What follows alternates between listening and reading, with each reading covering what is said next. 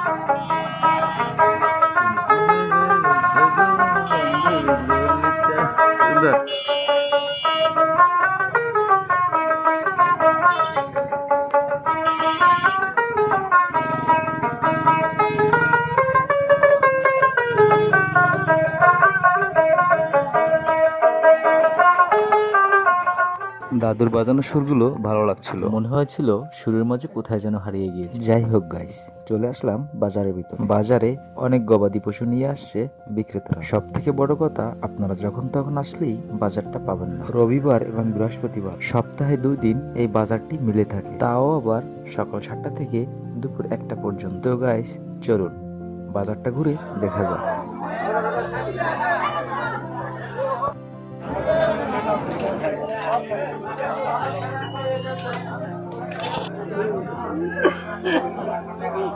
দুইটা মাত্র 5,000 না।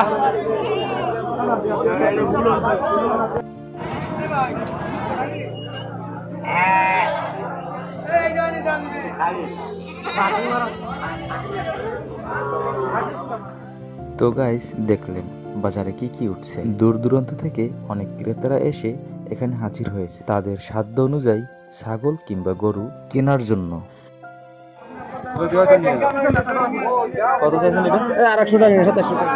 গাইস এই মাত্র দেখলেন 2700 টাকা দিয়ে এই ছাগলটি কিনে নিয়ে গেল। এই বাজারটি আমাদের অঞ্চলের সব থেকে সেরা বাজার। চটেরহাট বাজারের নাম শুনেনি আমাদের বাগেরহাট জেলায় এমন কেউ নেই। আমাদের অঞ্চলে গরু ছাগল বেচা কেনার জন্য এই বাজারটি রয়েছে সর্বোচ্চ স্থান। তো গাইস এই বাজারটি আপনাদের কেমন লাগছে এবং ভিডিওটি কি কোথা থেকে দেখছেন অবশ্যই কমেন্টে জানিয়ে যাবেন। আজ এই পর্যন্ত, দেখা হবে নেক্সট ভিডিওতে। আল্লাহ হাফেজ গাইস।